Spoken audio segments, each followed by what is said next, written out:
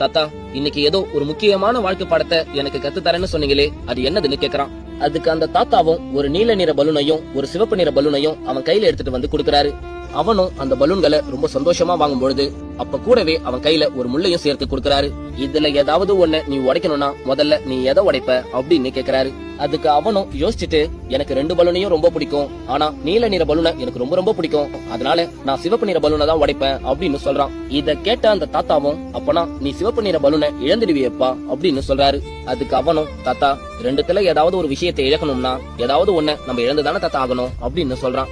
அதுக்கு அந்த தாத்தாவும், நீயும் மத்தவங்கள மாதிரி யோசிக்காத, நீ ஏன் 2ன்னு யோசிக்கிற, நான் உன் கையில அந்த முள்ளோட சேர்த்து மொத்தம் 3 பொருள் கொடுத்தேன், அதுல ஏதாவது ஒன்னதான் நான் உன்னை உடைக்க சொன்னேன், நீ மட்டும் இந்த பலூனை உடைக்கிறதுக்கு பதிலா இந்த முள்ள உடைச்சிருந்தனா உனக்கு பிடிச்ச 2 பலூனும் உன் கையில இருந்திருக்கும். இங்க இருக்கிற நிறைய பேருடைய பிரச்சனையே இதுதான். ஏதோ ஒரு இக்கட்டான சூழ்நிலையில இந்த பிடிச்சவங்களை இழக்கிறதா இல்ல அந்த பிடிச்சவங்களை இழக்கிறதான்னு யோசிக்கிறாங்களே தவிர அவங்களை இழக்கிறதுக்கு காரணமா இருந்த அந்த முள்ளு மாதிரி இருக்கிற பிரச்சனைய யாருமே கவனிக்க மாட்டாங்க.